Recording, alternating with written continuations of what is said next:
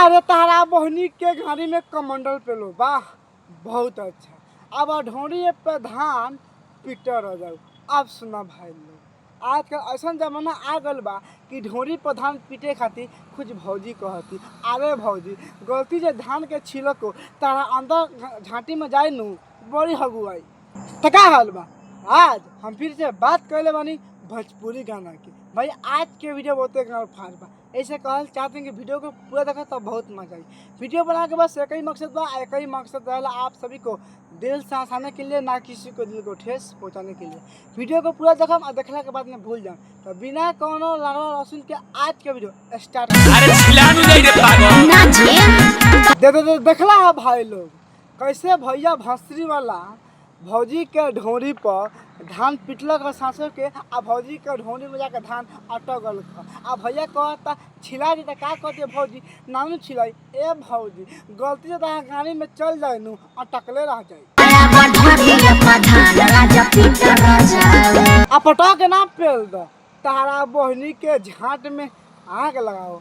सुनता रहा भाई लोग केंती भौजी कहते यार क्या क्या ढोरी पे धान पीटे रह जाऊ। अरे भौजी कसम से कहतानी तो ढोरी के धान बानू तो ढोरी बा ऊपर धान ना ओके चटल जाला समझ लो। आ दादा बोलू तो इतना कस के पेलम नू कि माई रे माई आ बाबू रे बाबू याद आई तार बहिन चलो ढोरी पर धान पिटवेबू फक भंसरी वाली ढोरी में चाय जदी पियबा का कहतारू कि हमार ढोरी में चाय जदी पियबा हाथ तोड़ बहिन चलो। अब सुना भाई लोग का कहते हैं भौजी कि हमार ढोरी में चाय यदि पियब अरे तार बहिन चोत हो हमारे साफ साफ बताओ अगर तार ढोरी में चाय पियम तब क्या होई तार बहिन चोत आगे बोला वाह अरे तार लहंगा में झाड़ छिलो वाह बहुत अच्छा। क्या बात कहती है कि हमार ढोरी में चाय यदि पियब तरह 100 साल जियब। अब तोहनी बताओ भाई लोगन ई बात सुन के अगर भौजी के कूद के पेल देम तोहनी के वो पेल देलक। आ देखा भाई लोगन ई गाना बहुत पुराना बा हम रोस्ट करते तोहनी कह लोगन कि हाँ ये पहले पुराना वीडियो बना ये पुराना वीडियो ना बा अभी हम नया बनावतनी ये 2024 में आज 24 अक्टूबर बा ठीक। दीपावली का आज से 4 दिन बा 25 26 27 28 29 24 25 26 27 28 29 30 31 अभी 7 दिन बाद दीपावली के आज 24 अक्टूबर के वीडियो बनावत नहीं कि इतना पिलाई कम नू कि 5 में से खून ना हगल निकली। ढोरी में चाय जदी पियबा राजा 100 साल जियबा अगर कूद के पहले ना 100 साल जियम ना तार बहिन चोदो हमरा के बतावा अगर हम कूद के पेल देनी तब 100 साल जियम हाथ तोर बहिन चोदो एगो गाना के भी हाथ धोकल यार। तो नहीं बताओ भाई लोगन ढोरी चाय पिए वाला बा ना ढोरी के बस ऐसे भगवान बनल बने उस सबके बनले बारे तो एगो पवित्र मतलब पवित्र जगह बा ढोरी। लेकिन ढोरी के इतना नाच के सारा गंदगी फैला दिला सन कि क्या बताई कौन ढोरी के चटला कौन चाय पियता कौन ढोरी में बियर ढलता मतलब कुछ भी यार। अरे भौजी कौन ढोरी खोदला नू तो बड़ी खींच बढ़ेला आ तो ढोरी में चाय पियला कहता कसम से कहता नहीं हम तो ढोरी में ना अपना झाटिया वाला सामान बानू ओ में चाय पियाव मोटा जिन भैया का कहतारू कि घोड़ा वाला पिछला जनी में हाथ तो बन ई क्या कहते हो यार कुछ समझ नहीं क्या तार कहे के मतलब का भौजी ना हमारे साफ से बताओ तार कहे के मतलब का बा कि पिछला जनी में भैया घोड़ा रहलन तो ताके कूद के पेल देता रहे तनी खोल के बताओ तब नू पटा के हम चाटम बाह तारा बहनी के गाड़ी में गदहा के लंड पेलो वाह बहुत अच्छा कि मारे ला भतार 3 कोनी में।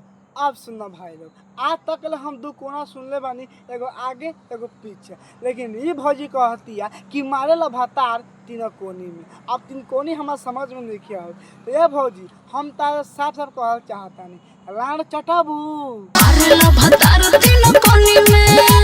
ए भौजी वो तार भतार 3 कोनी में मारस तो तारा गाड़ी में मारस चाहे अगला मारस चाहे जोबन में मारस चाहे मुंह में पटा के पेल के अटका देस ओ समय कुछ ले दे नहीं के जैसे हाय हाय हाय ऐसे से करता रहनु ई तारा स्टाइल देखा के बाद में पक्का हम लाता नु कि तू पिछला जना में नु कुत्ता रहलू अरे हां हां हां मनवा रहलू तार बहिन चलो मारा मारा लफता तीनों कोनी में। तीन कोनी क्या होता है बहन चोत, पटा के पेल देंगे लाने पर हक दोगी। अरे तो आओ आज खून खून पति।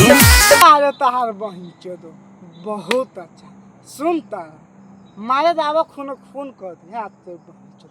हे भैया भंसुआ के जब भी गाना आ रहा भाई कसम से कहते नहीं मन तक इतना पहले कि सारे गाने फाट जाओ, लेकिन क्या करी हम खड़े ना होकेला बहन चोद के कैसे कहता हो मारे तो खून खून कर दी। ए भैया भौजी के साथ छिलब तार बहन चोद भैया से। तो बस भाई आज के यही पर वीडियो अच्छा लगे तो लाइक करम शेयर करम और कमेंट करम। भाई तो नहीं कहो कि पुराना गाना के रोस्ट क्या करेला, तो भाई पुराना गाना के रोस्ट ऐसे कहनी है कि ये चैनल पर ये गाना के रोस्ट हम करके नहीं कभी डल वैसे ये चैनल पर ये गाना के रोस्ट करके डलनी है। तो सपोर्ट कर लोगा ना। वीडियो 24 अक्टूबर के बनाओ तानी आज दीपावली के 7 गो दिन बा आ छठ के 7 6 13 गो ना। हाँ सर हाँ तो ऐसे 13 गो दिन 13-14 गो दिन बा। तो सपोर्ट करो आ भाई के आगे बढ़ाओ।